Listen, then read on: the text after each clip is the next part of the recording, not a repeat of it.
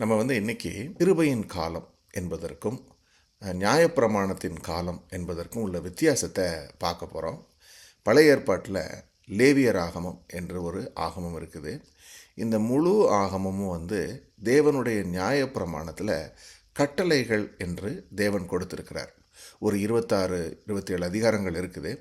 அதில் பார்த்திங்கன்னா முழுவதும் முதல் அதிகாரத்தில் ஆரம்பித்து கடைசி வரைக்கும் கட்டளைகள் என்று சொல்லி தேவன் கொடுத்திருக்கிறாரு. இதுதான் நியாயப்பிரமாண கட்டளைகள் என்று நம்ம வாசிக்கிறோம்.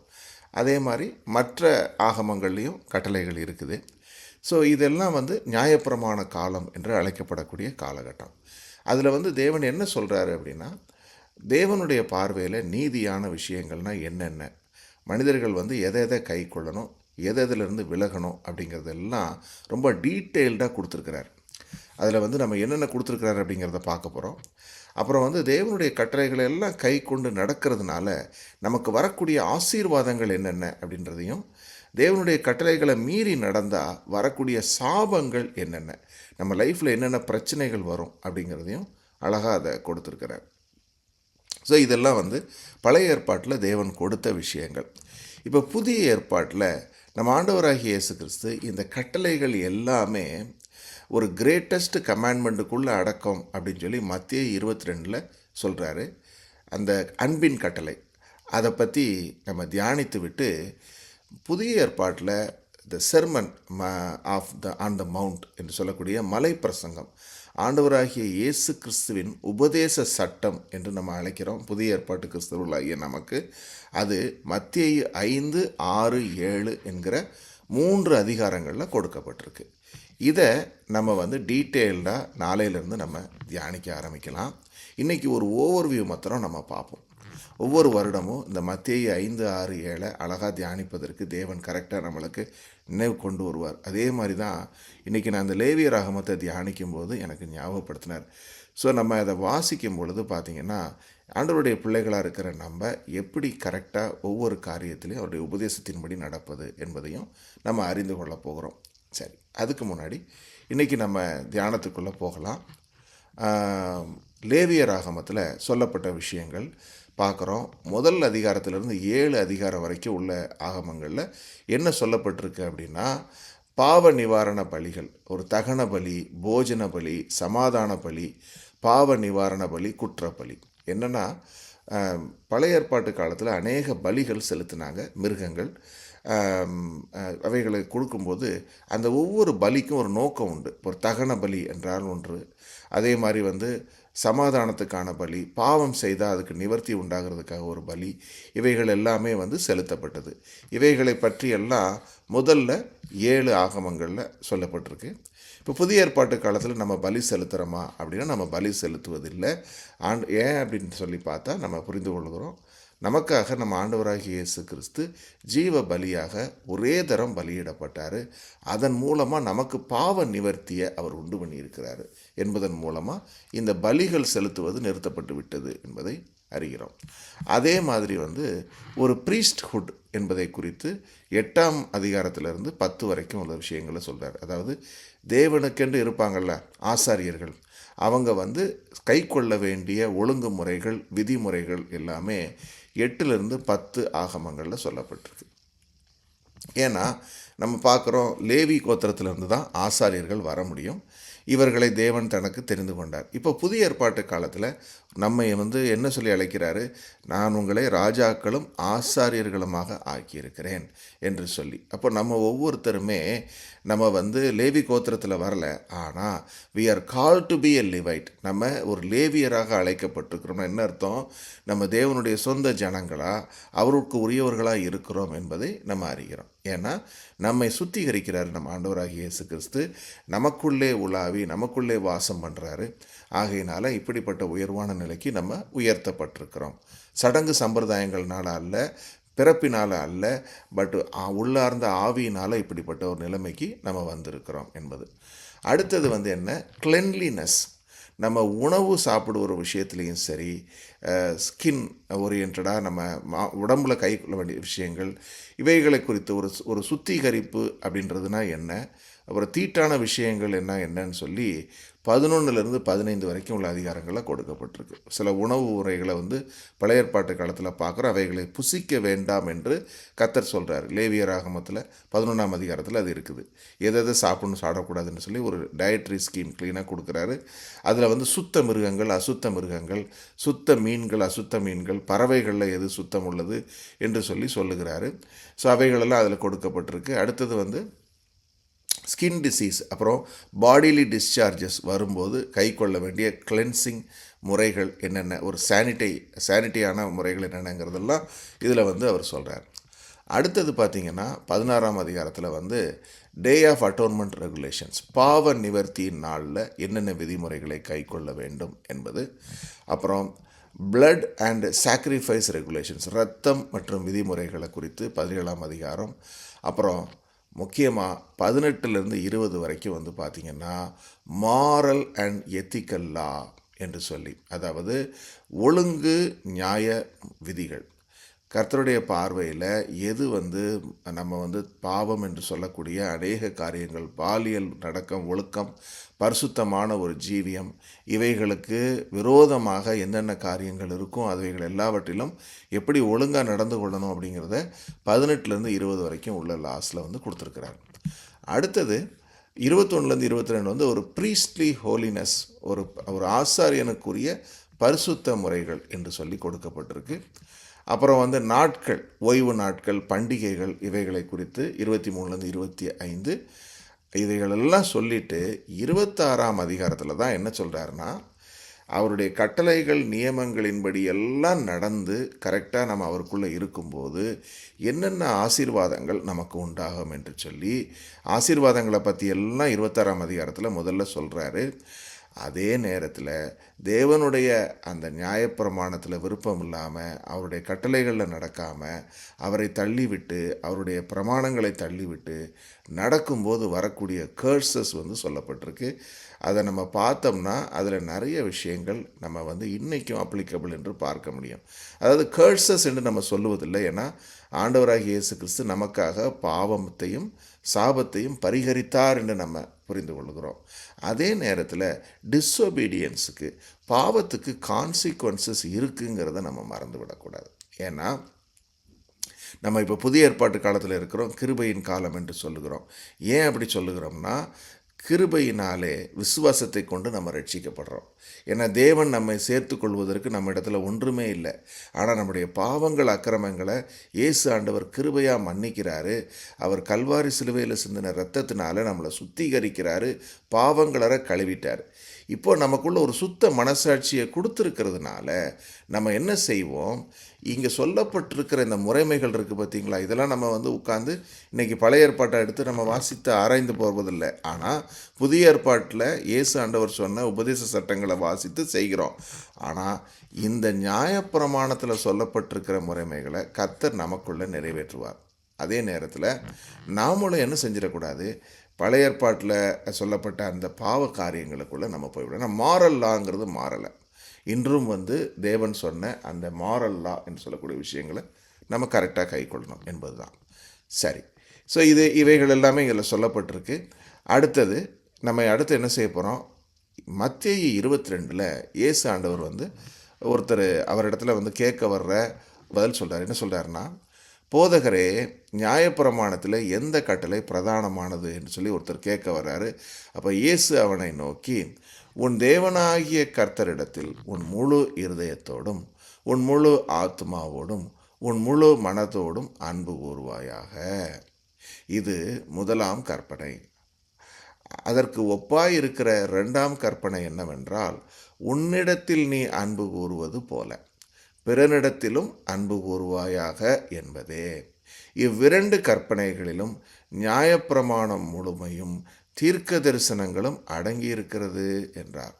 அப்போது தன்னிடத்தில் கேட்க வந்த அந்த மனிதரிடத்தில் அவர் என்ன சொல்கிறாரு, பிரதானமான கட்டளை என்றால் உன் தேவனாகிய கர்த்தர், நம்ம ஆண்டவராகிய இயேசு கிறிஸ்துவின் இடத்துல நம்ம அன்பு கூறணும். எப்படி அன்பு கூறணும், இருதயத்தோடு, முழு இருதயத்தோடு, முழு மனசோடு, முழு ஆத்மா, அப்புறம் இவைகள் மூலமாக நம்ம அன்பு கூறணும்னு சொல்கிறாரு.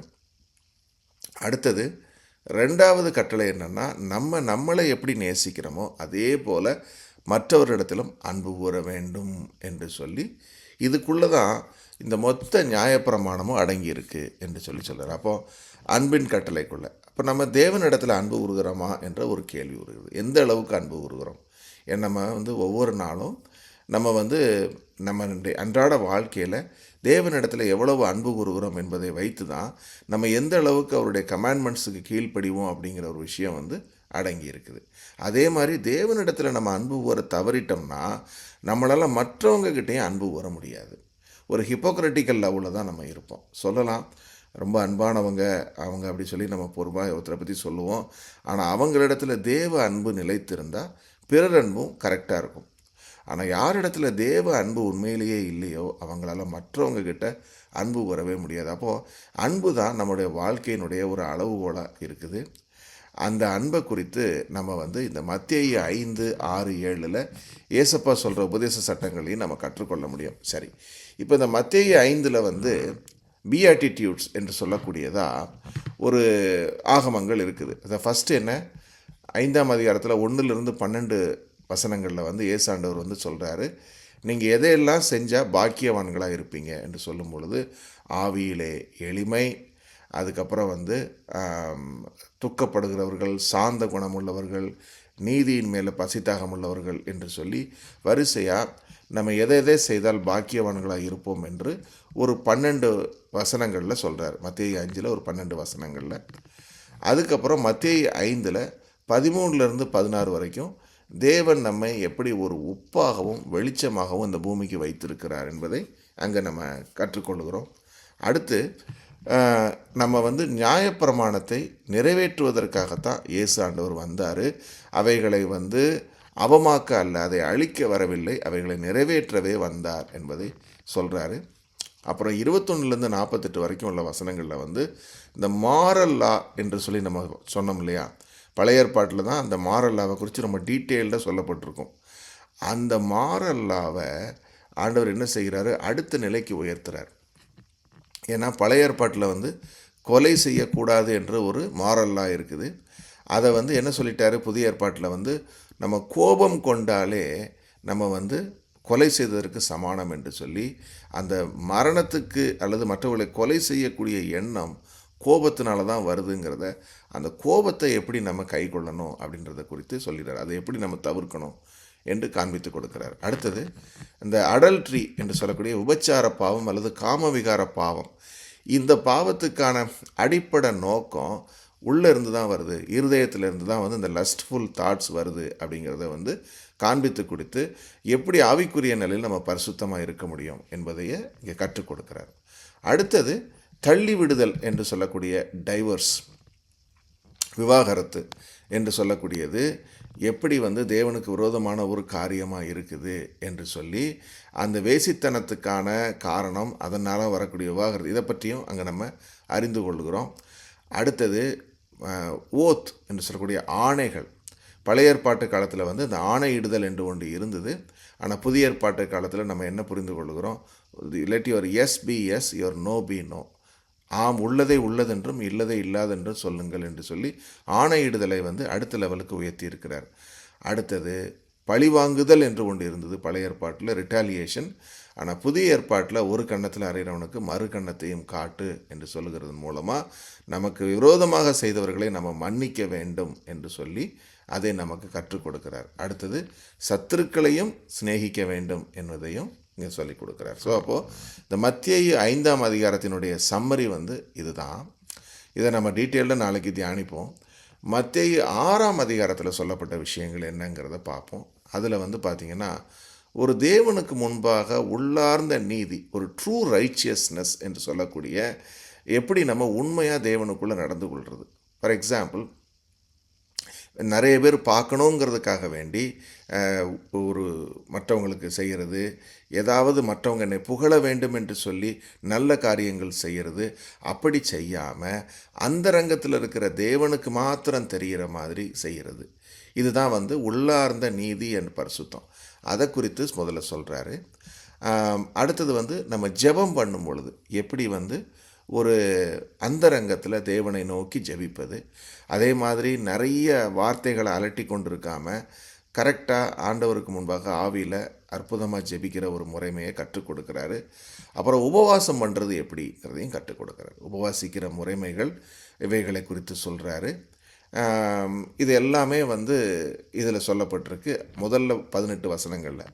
அப்புறம் 19லேருந்து 34 வரைக்கும் உள்ள வசனங்களில் நம்ம பொக்கிஷங்களை பரலோகத்தில் சேர்க்க வேண்டும், பூமியில் அல்ல என்கிற இந்த காரியம். அடுத்தது நம்முடைய கண் சரீரத்துக்கு வெளிச்சமாக இருக்குதுங்கிற விஷயம். அப்புறம் நம்ம உலக பொருளுக்கும் தேவனுக்கும் சேவை செய்ய முடியாது. ஆகையினால நம்ம என்ன செய்யணும், நம்ம தேவனுடைய ராஜ்யத்தை முதலாவது தேடணும் அப்படிங்கிறத சொல்லி கொடுக்குறாரு. அப்புறம் உலகத்தின் தேவைகளுக்காகவே கவலைப்பட்டு நம்ம இருக்கக்கூடாது. அப்போது மெட்டீரியலிஸ்டிக்காக நம்ம இல்லாமல் அவருடைய ராஜ்யத்தை தேடும் பொழுது நமக்கு தேவையான எல்லாவற்றையும் தேவன் கொடுப்பார் என்கிற அந்த ரகசியத்தை சொல்கிறார். ஏன்னா நம்ம இன்றைக்கி தேவைகளுக்காகவே நம்ம ஜெபிக்க வர்றதில்லை. நம்ம வரும் பொழுது தேவன் மேலே உள்ள அன்பினால் வருகிறோம். அவர் கட்டளைகளை அறிந்து கொள்ள வேண்டும் என்ற ஆர்வத்தில் வருகிறோம். அப்போ நம்ம கேட்காமலே நம்முடைய தேவைகளை அவர் சந்திக்கிறார் என்கிற இந்த ரகசியங்கள் எல்லாமே இதில் அடங்கி இருக்குது. சரி, இது மத்தேயு 6ஆம் அதிகாரத்தில் வாசித்து தியானிக்க போகிறோம். 7ஆம் அதிகாரத்தில் என்ன சொல்கிறாருங்கிறத நம்ம பார்த்துட்டு நம்ம இன்றைக்கி தியானத்தை முடிப்போம்.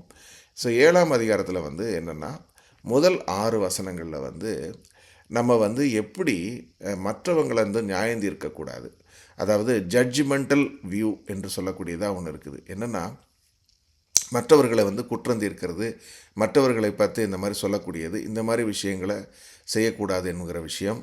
அப்புறம் பரிசுத்தமான விஷயத்தை நாய்களுக்கு கொடாதீர்கள் சொல்லக்கூடிய ஒரு வார்த்தையின் மூலமாக நம்ம யார் யாருக்கு அட்வைஸ் பண்ணலாம், பண்ணக்கூடாது, இந்த விஷயங்கள் சொல்லப்பட்டிருக்கு. அப்புறம் ஆஸ்க், சீக், நாக், அதாவது கேளுங்கள், தேடுங்கள், தட்டுங்கள் என்று சொல்லக்கூடிய இந்த வார்த்தையின் மூலமாக நம்முடைய தேவைகளை எப்படி தேவனிடத்தில் கேட்பது, எப்படி தேடுவது அவருடைய சமூகத்தில், அப்புறம் நம்ம அவருடைய கதவுகளை தட்டுவது என்கிற வார்த்தையின் மூலமாக தேவன் அந்த பொன் விதி என்று சொல்லக்கூடியதான ஒரு விஷயத்தையும் சொல்கிறாரு. இது எல்லாமே 7லேருந்து 12 வசனங்கள். அடுத்தது 2 வழிகள் இருக்குதுன்னு சொல்கிறாரு. ஒன்று குறுகலான வழி, இடுக்கலான வழி, அது ஜீவனுக்கு போகிற வழி. இன்னொன்று அகண்ட வாசல் என்று சொல்லக்கூடிய பாவத்தின் வழி, அதனுடைய சம்பளம் மாறணும். அந்த 2 வழிகளுடைய கான்ட்ராஸ்ட்டை இதில் சொல்கிறாரு. அடுத்தது நல்ல தீர்க்கதரிசி, அதாவது கள்ள தீர்க்கதரிசியை நம்ம எப்படி அறிந்து கொள்ள முடியும்? ஒரு மனிதனுடைய பேச்சிலிருந்து, அவனுடைய நடக்கையிலிருந்து, அவனுடைய கனிகளை கொண்டு அவனை அறிந்து கொள்ளணும் என்று சொல்லி ஒரு ஃபால்ஸ் ப்ராஃபட் என்று சொல்லக்கூடியதா, நான் வெளியில் தேவனைக்கு பயப்படுறது மாதிரி இருக்கிறவன், ஆனால் உள்ளுக்குள்ளே ஒரு ஹிப்போக்ரட்டிக்கலாக இருக்கிறவனை பற்றி நம்ம தெரிந்து கொள்ள முடியுது இதில் அடுத்தது 2 வகை அடித்தளங்களை குறித்து சொல்கிறார். ஒன்று கற்பாறையாகிய இயேசு கிறிஸ்துவின் மேலே நம்ம அடித்தளம் இடப்பட்டிருந்தால் நம்ம வாழ்க்கை எப்படி இருக்கும் அப்படிங்கிறதையும், இன்னொன்று அவருடைய வார்த்தையின்படி செய்யாமல் நம்ம சும்மா வெளியில் ஆண்டவரே ஆண்டவரேன்னு சொல்லிகிட்டு இருக்கிறதுனால பிரயோஜனம் இல்லை அப்படிங்கிறத குறித்து இதில் விளக்கி சொல்கிறாரு. கடைசியாக இதில் முடிவு என்ன சொல்கிறாரு, அந்த ஜனங்கள் ஒவ்வொருவருக்கும் அவர் போதித்ததை பார்த்து அந்த ஜனங்கள் ஒவ்வொருத்தரும் ஆச்சரியப்பட்டாங்க. எப்படி இவைகள் எல்லாவற்றையும் அறிந்திருக்கிறார் என்று சொல்லி பார்த்து ஆச்சரியப்பட்ட அந்த வார்த்தைகள் அடங்கியிருக்குது. ஆக நம்ம இப்போ நம்ம பார்த்ததில் பார்த்திங்கன்னா பழைய ஏற்பாட்டு லேவியர் ஆகமத்தில் தேவன் சொன்ன அந்த நியாயப்பிரமாண கட்டளைகள், இவைகள் எல்லாமே ஆண்டவராகிய இயேசு கிறிஸ்துவின் அன்பின் கட்டளைகளுக்குள்ளே எப்படி அது அடங்கி இருக்குது என்பதையும், இயேசு கிறிஸ்துவின் உபதேச சட்டங்கள் அவைகள் இன்று நமக்கு எவ்வளோ முக்கியமானதாக இருக்குது, அவைகளின்படி நம்ம நடக்கணும் அப்படிங்கிறதையும் நம்ம இதன் மூலமாக அறிந்து கொள்ள முடியுது. அதில் ஒரு குயிக் கான்ட்ராஸ்ட் கம்பேரிசன் என்ன அப்படின்னா, இந்த பாருங்கள், ஓல்ட் டெஸ்டமெண்ட்டில் பழைய உடன்படிக்கை என்று சொல்லக்கூடிய அந்த உடன்படிக்கையின்படி என்ன சொல்லப்பட்டிருக்கு, ஆண்டவர் சொல்கிறாரு, என்னுடைய கட்டளைகளின்படி எல்லாம் நீ நடந்தன்னா உனக்கு ஆசீர்வாதம். அப்போது நியாயப்பிரமாணத்தில் சொல்லப்பட்டிருக்கிற 600 சொச்ச கட்டளைகளை அவங்க கை கொள்ள வேண்டும். அது அவ்வளவு பாரமான காரியமாக அன்னைக்கு அவங்களுக்கு இருந்துச்சு. ஏன்னா பழைய ஏற்பாட்டு காலத்தில் கிருபை என்று ஒன்று கிடையாது, கிரேஸ் அப்படின்றது கிடையாது. ஏன்னா ஆண்டவராகிய இயேசு கிறிஸ்துவின் இரத்தம் சிந்தப்படவில்லை, அவர் மாம்சத்தில் வரவில்லை. ஆகையினால அவங்க என்ன செஞ்சாங்கன்னா, மாம்சபூர்வமாக நியாயப்பிரமாணத்தில் சொல்லப்பட்ட ஒன்றையும் ஃபிசிக்கலாக வந்து அவங்க கடைப்பிடித்தே ஆக வேண்டும். ஒரு கட்டளையை மீறினாலும் எல்லாமே அவர்களுக்கு மீறினதாக தான் அர்த்தம். ஆகையினால அதை அவங்க பார்த்து செஞ்சாங்க. அதே நேரத்தில் அவங்களுக்கு வந்து தேவன் சொல்லியிருந்தார், நீ என்னுடைய கட்டளைகளின்படி எல்லாம் நடந்தன்னா உனக்கு ஆசீர்வாதம், அப்படி இல்லைன்னா உன் மேலே அந்த சாபம் வரும்னு சொன்னார். அந்த சாபத்தின் நிமித்தம் அதே மாதிரி அவங்க லைஃப்பில் வந்து வந்தது. கட்டளைகளை மீறினாங்க, அதனால் சிதறடிக்கப்பட்டாங்க பல தேசங்களுக்கு. அந்த தேசங்கள்லேருந்து கர்த்தர் சொல்லியிருந்தார், நான் உங்களை முற்றிலும் நிர்மூலமாக்க மாட்டேன். நீங்கள் வந்து உங்கள் பாவத்தை உணர்ந்து மனம் திரும்பி என்னை நோக்கி கூப்பிடுகிறீங்களோ அப்போ மறுபடியும் உங்களை கொண்டு வந்து நாட்டி வைப்பேன் என்று சொன்னார். அதே மாதிரி சிதறடிக்கப்பட்ட இஸ்ரவேல் மறுபடியும் கொண்டு வரப்பட்டது. அவருடைய வார்த்தையின்படியே அவங்க ஒரு தேசமாக வந்து விட்டார்கள். அதே நேரத்தில் இன்னும் இயேசு கிறிஸ்துவை அவங்க முழுமையாக ஏற்றுக்கொள்வதற்கான காலம் இன்னும் வருவதாக இருக்குது. நம்ம தேர் ஸ்டில் நாட் அக்செப்டட், ஆனால் சுவிசேஷம் அறிவிக்கப்பட்டுட்டு வருது. ஸோ இதெல்லாம் அந்த ஹோப் ஆஃப் ரிஸ்டோரேஷன் அப்படின்ற ஒரு காரியத்தில் அதை அறிந்து கொள்கிறோம். அதே மாதிரி புதிய ஏற்பாட்டு காலத்தில் இருக்கிற நமக்கு blessings for faith in Christ, அதாவது இயேசு கிறிஸ்துவின் மூலமாக நம்ம எப்படி நித்திய ஜீவனை பெறுகிறோம், எப்படி தேவனோடு சமாதானத்துக்குள்ளவர்களாக மாறுகிறோம், இயேசு கிறிஸ்து எப்படி நமக்குள்ளே நீதியை கொண்டு வர்றார் அப்படின்றது எல்லாமே நமக்கு புதிய ஏற்பாட்டில் சொல்லப்பட்டிருக்கு. அதே மாதிரி புதிய ஏற்பாட்டிலையும் சின்ஸுக்கு கான்சிக்வன்சஸ் இருக்குது. கான்சிக்வன்சஸ் ஃபார் ரிஜெக்டிங் கிரைஸ்ட், அதாவது இயேசு கிறிஸ்துவின் ஆவியினால் நம்ம வழி நடத்தப்படாமல் மறுபடியும் நம்ம மாம்சத்தில் நடந்தோம்னா அதே மாதிரி பழைய ஏற்பாட்டில் சொன்ன மாதிரியான விஷயங்கள் இப்பொழுதும் சம்பவித்து கொண்டு தான் இருக்குது. ஏன்னா இந்த பழைய ஏற்பாட்டு காலத்தில் வந்து பார்த்திங்கன்னா, இந்த 14ஆம் அதிகாரம் லேவியராகமத்தில் வந்து பார்த்திங்கன்னா, நீ கட்டளைகளை மீறும் பொழுது கர்த்தர் வந்து ஸ்டேஜ் பை ஸ்டேஜாக அவங்கள வந்து என்ன செய்கிறாரு, கரெக்ட் பண்ணுறாரு. தப்பு செய்யும்போது முதல்ல என்ன செய்கிறாரு, சில நோய்களை கொடுக்குறாரு. அடுத்து வந்து மனதளவில் அவங்க சோர்ந்து போகும்படியாக அவங்களுக்கு உள்ளத்தில் வந்து ஒரு வருத்துதலை கொடுத்து அவங்கள மறுபடியும் சரி செய்கிறார். அப்படியே அவங்க கேட்கல, மறுபடியும் ரிபல்லியன் பண்ணுறாங்க அப்படின்னா அடுத்த ஸ்டேஜ் வந்து சத்துருக்கள்கிட்ட ஒப்பு கொடுக்குறாரு. இப்படியே வந்து ஒவ்வொரு ஸ்டேஜாக வந்து ஆண்டவர் கரெக்ட் பண்ணிகிட்டே வர்றார். அதே மாதிரி புதிய ஏற்பாட்டு காலத்துலேயும் வந்து நம்ம புரிந்து கொள்கிறோம், பாவத்தினாலே நோய்கள் உண்டாகும் என்று சொல்லி இயேசு ஆண்டவர் பல இடங்களில் சொல்கிறார். அதே நேரத்தில் மனம் திரும்பும் பொழுது இயேசு கிறிஸ்துவின் இரத்தத்தினால நம்ம கழுவப்படுகிற பொழுது நமக்கு என்ன உண்டாகுது, குணமாக்குதல் உண்டாகுது, மறுபடியும் சீரமைவு உண்டாகுது, அவருக்குள்ளே நடந்து கொள்ள முடியும். அப்போது இந்த தேவனை நிராகரிப்பதன் மூலமாக, கிறிஸ்துவை நிராகரிக்கிறது மூலமாக வரக்கூடிய ஆபத்துகள் புதிய ஏற்பாட்டு காலத்துலேயும் இருக்குது. அதை நம்ம கரெக்டாக அதை பார்த்து அறிந்து கொண்டு நம்ம லைஃப்பில் வந்து நடக்கக்கூடிய விஷயங்களை வேத வசனத்தின்படி நம்ம சீர்தூக்கி பார்க்க வேண்டும்.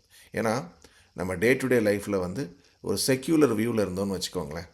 சில பேர் இப்படியும் கூட யோசிப்பாங்க, என்னென்னா நம்ம கிருபையின் காலத்தில் தானே இருக்கிறோம், அதனால் வந்து இனிமேல் வந்து நோய் கிடையாது, இது சாபம் கிடையாது, ஒன்றும் கிடையாது, அதனால் நம்ம விருப்பப்பட்டபடி வாழலாம் அப்படின்னு சொல்லி வாழக்கூடிய ஒரு வாழ்க்கை அது சரியான அணுகுமுறை கிடையாது. ஏன்னா அப்படி இருக்குமானா ஏன் வந்து தேவன் வேத வசனத்தை நமக்கு கொடுத்து அதில் நம்ம தியானமாக இருக்கும்படி ஏன் சொல்கிறார்? ஏன்னா அவருடைய வார்த்தைகளின்படி நம்ம நடக்கும் பொழுது தான் அவருடைய கட்டளைகளுக்கு கீழ்ப்படிவோம், அவரிடத்தில் அன்பு கூறுவோம், அதே நேரத்தில் அயலான இடத்துலையும் நம்ம அன்பு கூறுவோம். அப்படி நம்ம செய்யலைன்னு சொன்னால் மறுபடியும் பாவம் வந்து உள்ளர வர தொடங்கிவிடும். அதன் நிமித்தம் நோய்கள், வியாதிகள் மற்றும் எல்லாவித உபத்திரவங்கள் நம்ம வாழ்க்கையில் வரும் என்பதை நம்ம அறியணும். ஏன்னா தேவன் வந்து என்ன செய்வார், தன் தெரிந்து கொள்ளுகிற, சேர்த்து கொள்ளுகிற எந்த பிள்ளையையும் சிட்சிப்பார். ஒரு தகப்பன் பிள்ளையை சிட்சிக்கிறது மாதிரி அவர் வந்து தான் சேர்த்து கொள்ளுகிற ஒவ்வொரு பிள்ளையும் சிட்சிப்பார், நல்வழிப்படுத்துவார். அது அவருடைய அன்பின் அடையாளம் என்பதை நம்ம அறிந்து கொள்கிறோம். அடுத்தது அந்த ரிஜெக்ஷன் ஆஃப் காட் டோட்டலி அந்த மாதிரி செய்கிறவங்களுக்கு வரக்கூடிய அந்த விளைவுகள் நியாய தீர்ப்பை குறித்தும் சொல்லப்பட்டிருக்கு. அடுத்து வந்து மனம் திரும்புவதன் மூலம் நம்ம எப்படி சீரமைக்கப்பட முடியும் என்பதும் நம்ம புரிந்து கொள்கிறோம். ஸோ இதுதான் வந்து 2 பழைய ஏற்பாட்டிலையும் புதிய ஏற்பாட்டையும் நம்ம பார்க்கக்கூடிய அந்த வித்தியாசங்கள். நம்ம வந்து நாளையிலிருந்து மேத்யூ 5, 6, 7 வந்து நம்ம தொடர்ந்து நம்ம தியானிக்கலாம்.